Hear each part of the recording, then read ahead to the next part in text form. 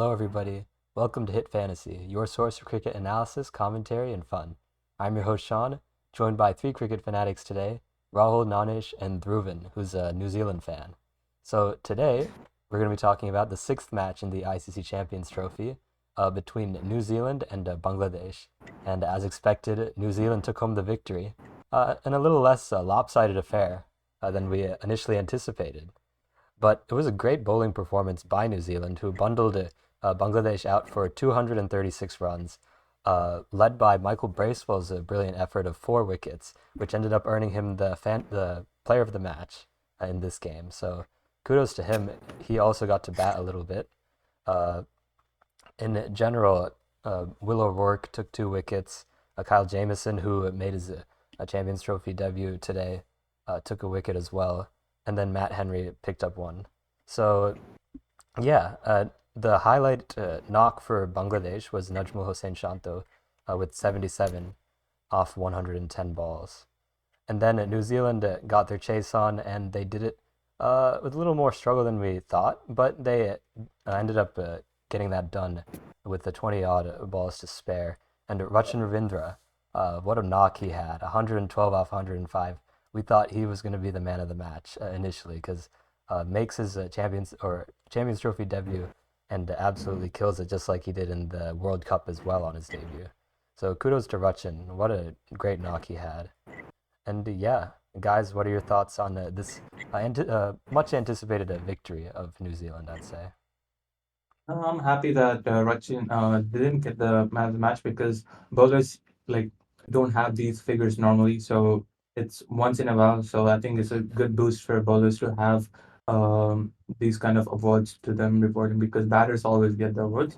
But moving to the scorecards and all, Bangladesh 236 for 9 wickets in 50 overs. I thought they had a decent knock with the batting and stuff. Not the greatest, but it's not like their top order collapsed like anything like last game against India.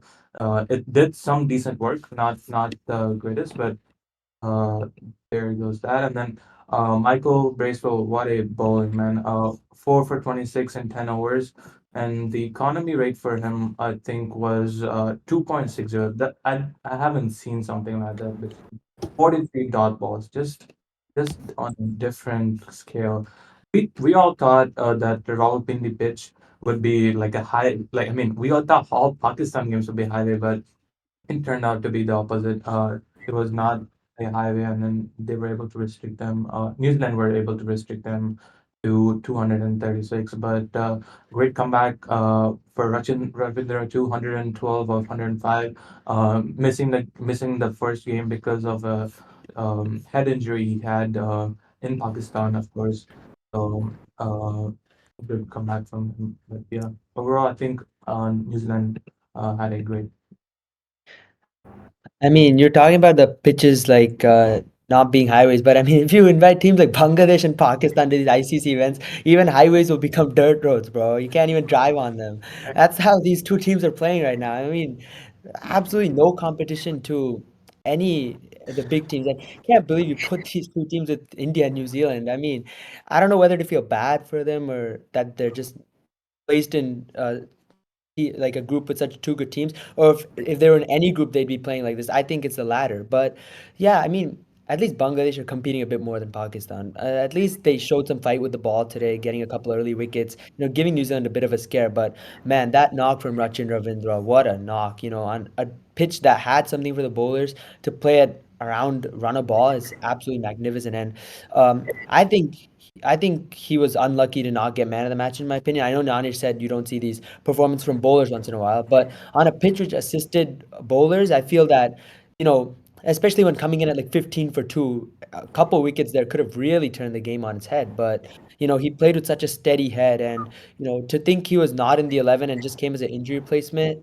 shows how mature he is at such a young age. And he's a player for the future for sure. And I was so impressed with the way he played. And contributions from Conway and Latham were also pretty good, around Rachin Ravindra to make sure that, there were no further hiccups in the chase. So I think they did it very clinically after the first 2 wickets. As far as Bangladesh's batting innings is concerned, I mean, no one else other than Najmul Hussain Shanto and Jaker Ali really got a start. And unfortunately, Ananish said there wasn't a collapse, but they're still scoring the same amount of runs no matter uh, how they play it. So I think 230 they get capped at regardless. And I really don't want to see Pakistan or Bangladesh in another Champions Trophy until they can actually fix their team. This is just like unacceptable.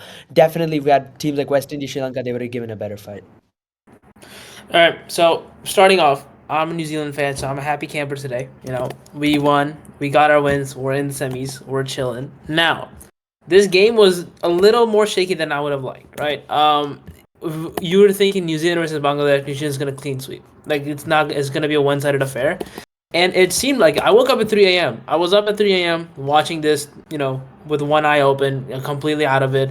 Watching this, I saw that New Zealand won the toss. They elected to bowl, so I was like, yes, this is gonna be a bowler-friendly pitch. We should restrict them under 300 for sure. We did that. Like 2.5 hours later, I woke up. We were like well within restricting them under 300. So we ended on 236 for 9. I'm surprised that the entire Bangladesh batting lineup lasted. They didn't get bowled out, which was kind of surprising to me. But from what I could see, Kyle Jamieson, Matt Henry, and Will O'Rourke bowled 28 overs. 28 overs in total were bowled by solely the Pacers. So in my mind, I'm thinking pacer-friendly pitch, and Bangladesh have some serious pace behind them.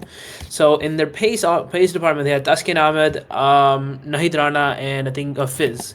So we know Fizz can change the pace of the ball. He can change the pace of the entire game. That's just kind of the bowler Fizz is. So those are the only two bowlers. Taskin and Fizz were the only two bowlers I was not looking forward to. And then our batting innings came. We lost a couple early, right? We lost Will Young and we lost Kane Williamson early. I don't know what's wrong with Kane in this tournament. I don't understand, right? He is our star player. He is the veteran. He should not be getting out for single digit scores. These are his first 2 single digit scores, this game and last game, that he's gone out for. I think it was like since 2019 or something like that in the ODI. He has 1 ODI century in the last 6 years, and that was just happened 2 weeks ago.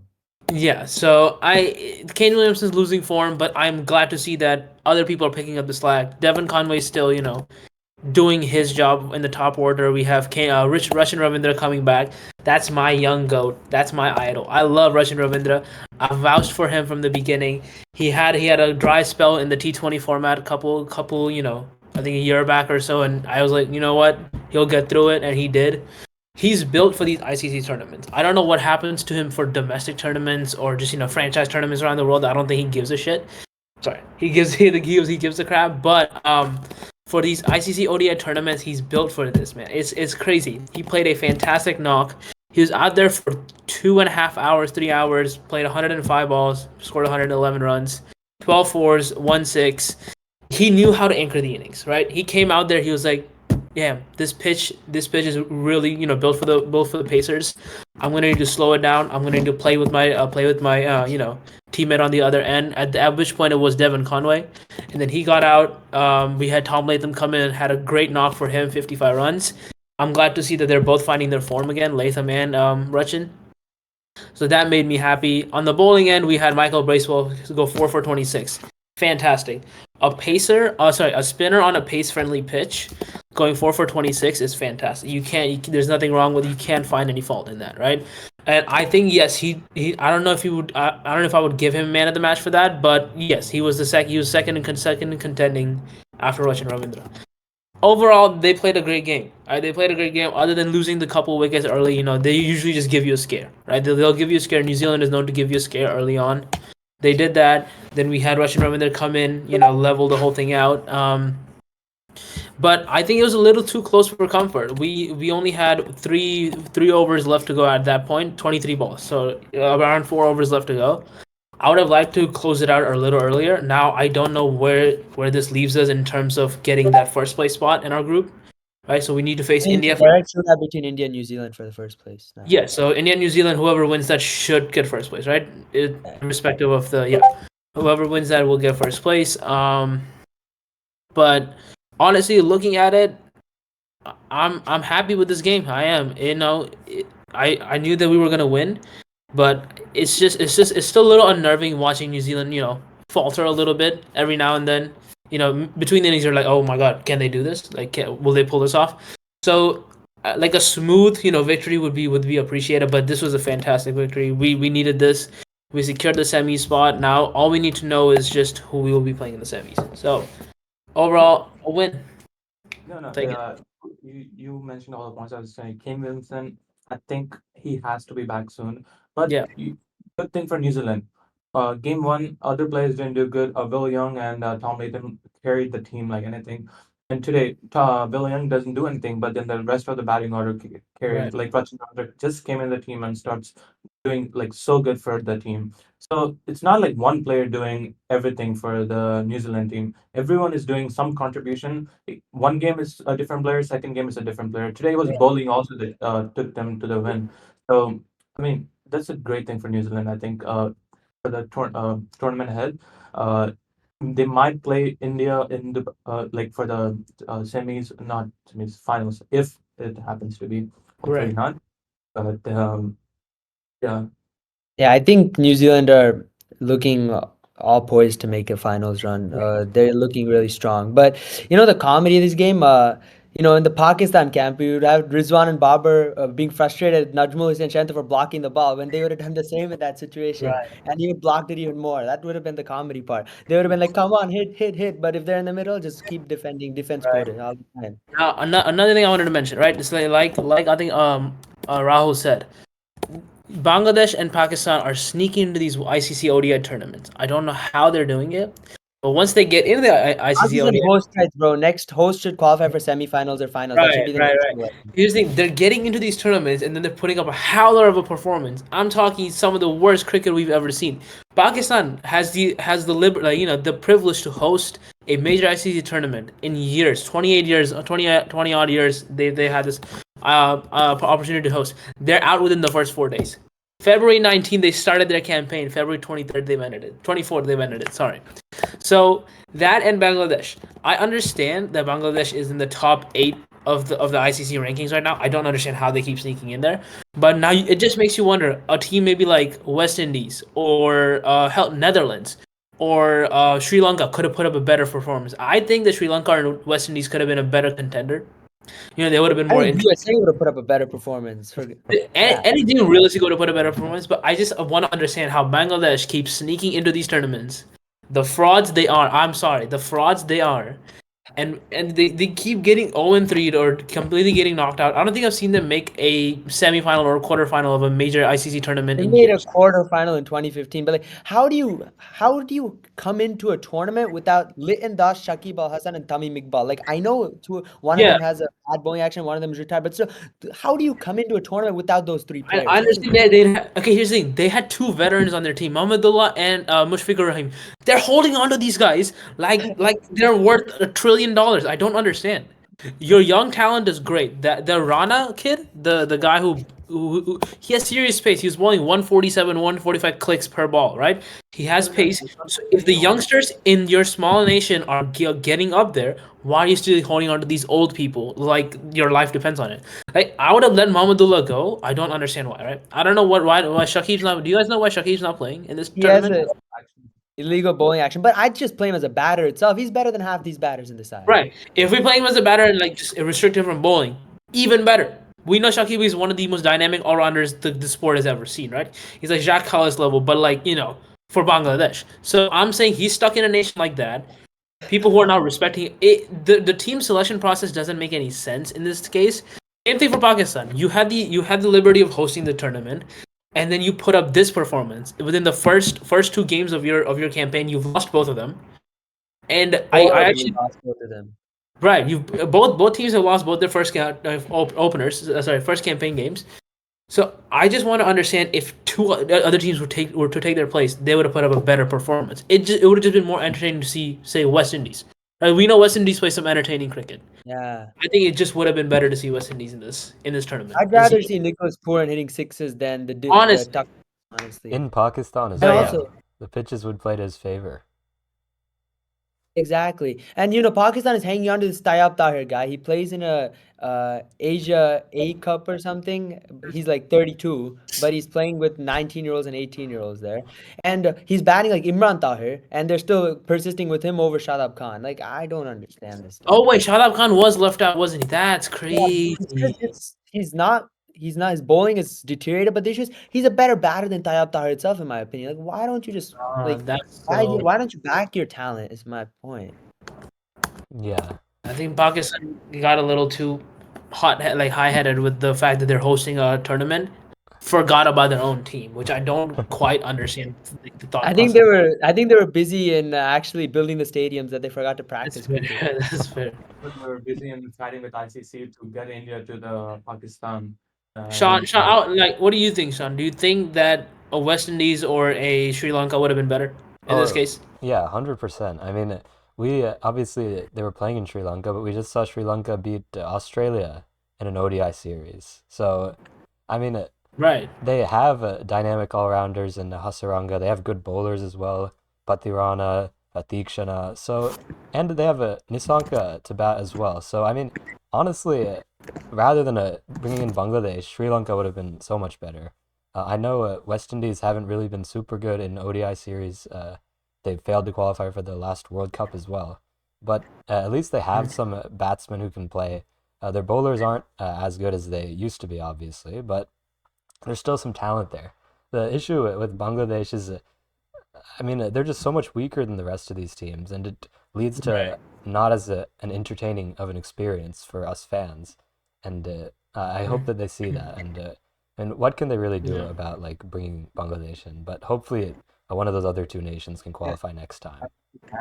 To get Bangladesh in our eyes. Just that Sri Lanka and West Indies are not playing good cricket in the other off season, basically off season, as in when there's no ICC tournaments, and they're not able to qualify, and then Bangladesh is sneaking in. Yeah. I fully understand. I get that, but we've seen even if they're not playing, great cricket, and during their off season or when they're trying to climb the ICC rankings. I get that because most of their A star like list A players are playing in franchise tournaments. Nikki Peace playing in franchise tournament. Jason Holder, all of those players. I think what was his name? Some other players are playing in the franchise tournaments or small tournaments around the world, right? So if they can collect all their list A players, make a run for this next upcoming ICC tournament, which is, do we know what that is? Will it be the World Cup or the T20 World Cup? It'll be the T20, right? This is T20, I think. T20. So I'm assuming they're going to qualify for that anyways. But still, if they can make a good push in that World Cup, I think their chances for the upcoming actual ODI World Cup look better. I know Do they you missed see out. how do you see how these guys are playing in ODI cricket? Do you think they're gonna hit in T20 cricket? We're gonna see like 110, 120 scores. Okay, we know Nikki P and the company are just built for T20, right? They're built for that fast Oh, I'm forming. talking about Pakistan, Bangladesh. I'm Oh talking yeah, about Bangladesh. no. Dude, they keep sneaking in. That's what I'm trying to tell you. Bangladesh and Pakistan keep sneaking in. I don't understand how they're doing it.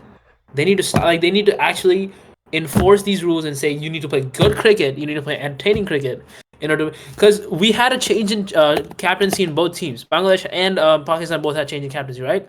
Babar was stripped, and Mohammad Rizwan was given captaincy, and Shanta has captaincy here.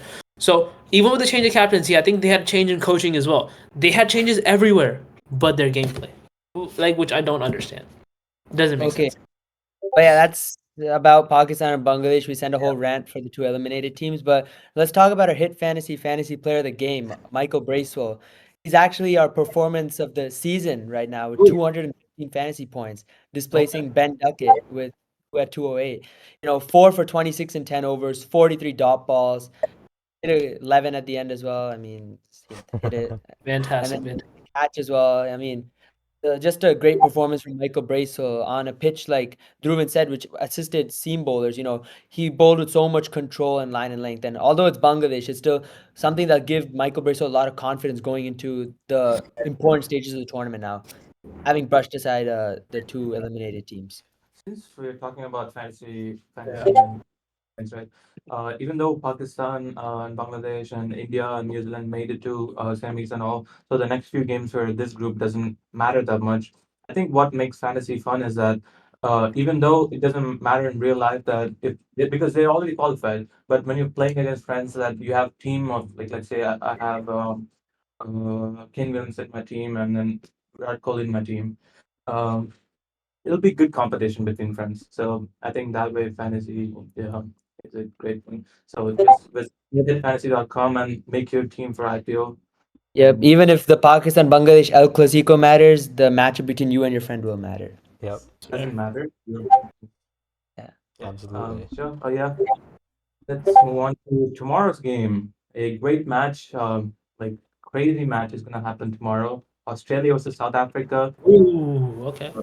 It's a great Alright. match. Like I don't know if you didn't see the preview video, you should go check that out. I said do not underestimate Australia, and I have not been in recording after that. After Australia played their first match, so this is my first Yeah, pick. because you said Pakistan will make the final, so that's what you absconded after they lost.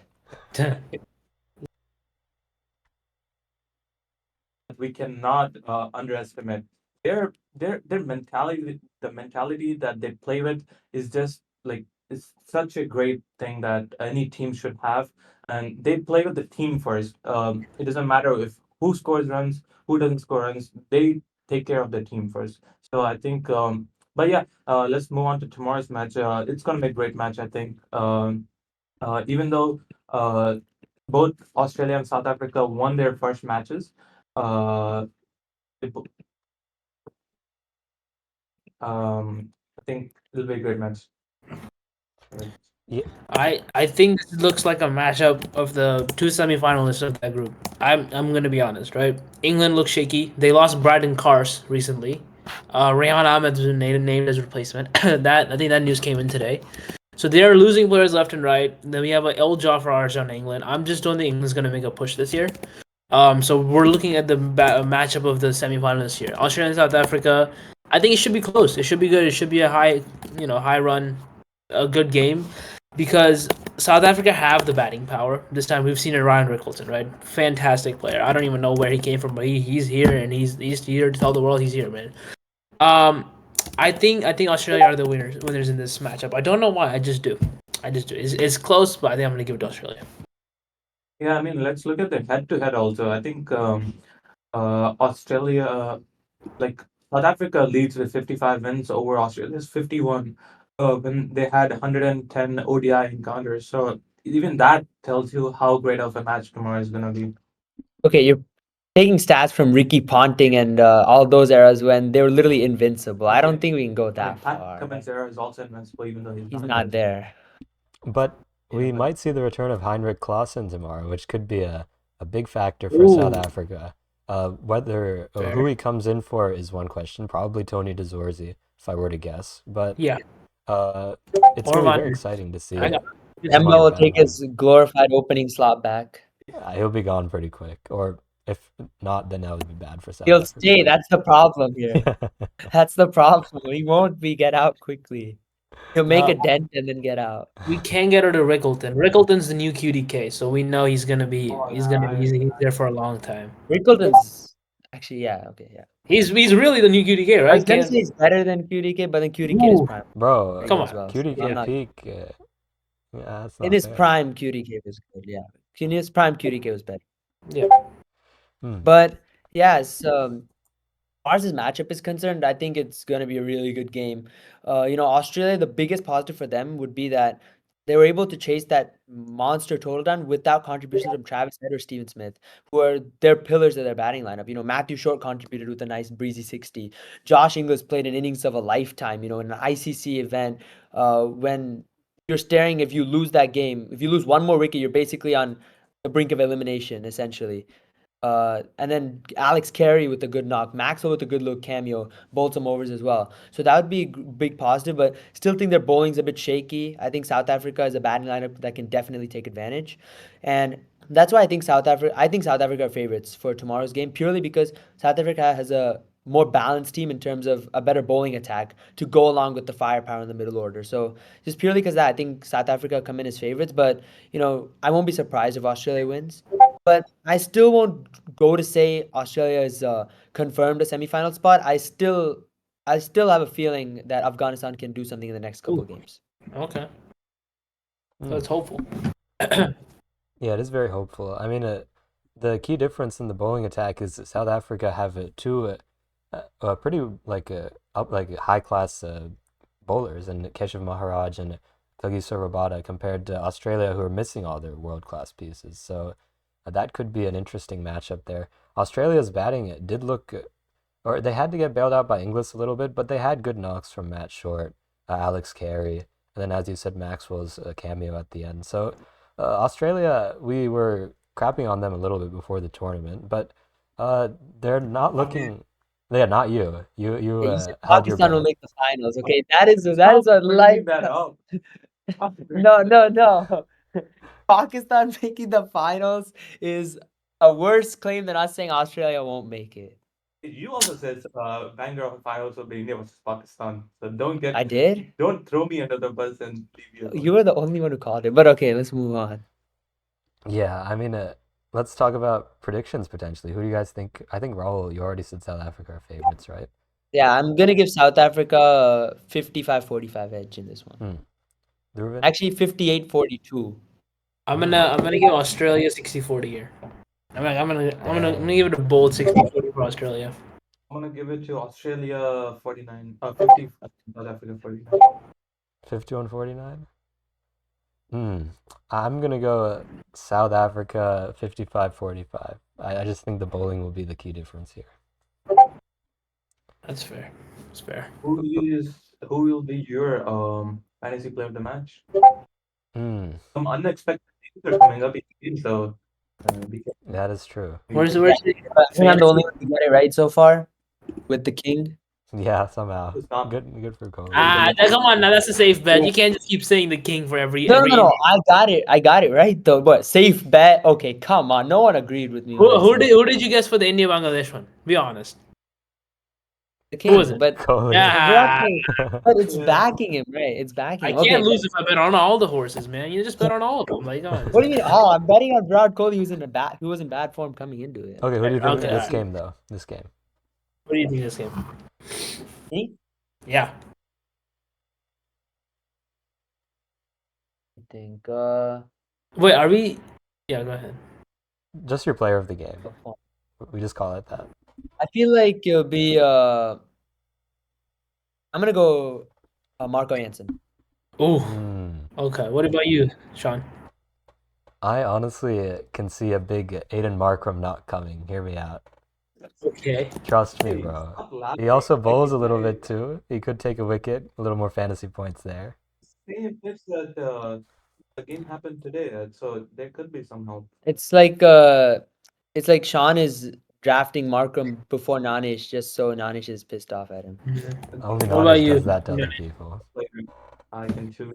Go with Travis Head because he also can bowl a little Okay, bit. come on, bro. You know what happened when Travis was cold in that qualifier one. All right. I was gonna go with Travis, but I'm gonna give it a little more nuanced answer here. I think it's gonna be Adam Zampa. Him. I'm thinking he's gonna go on he's gonna get a 5 for here. On Well, the- Travis Adam- Head?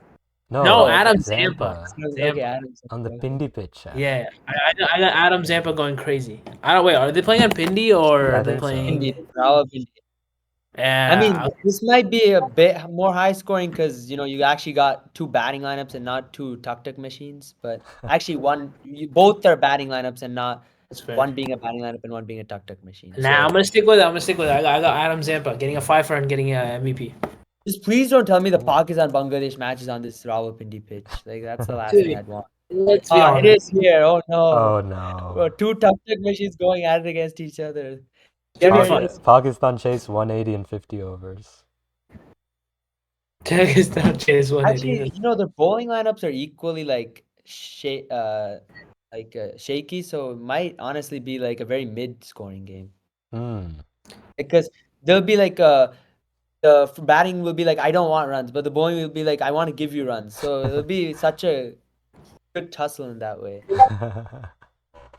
I guess I'm we'll honestly see. waiting for that match. Yeah, it's gonna be a I banger. have a good amount of fancy players from that matchup, so I want to see. Ah, I need some points from like Rizwan and all. I think Let's that play hit or miss. It's me now. It's me. I'm back with hit or miss. But Esther's question's answer was Brendan McCullum. He has the highest individual score in T20 World Cups. So let's look at the winner of yesterday. It was Mr. Ritvik Toda.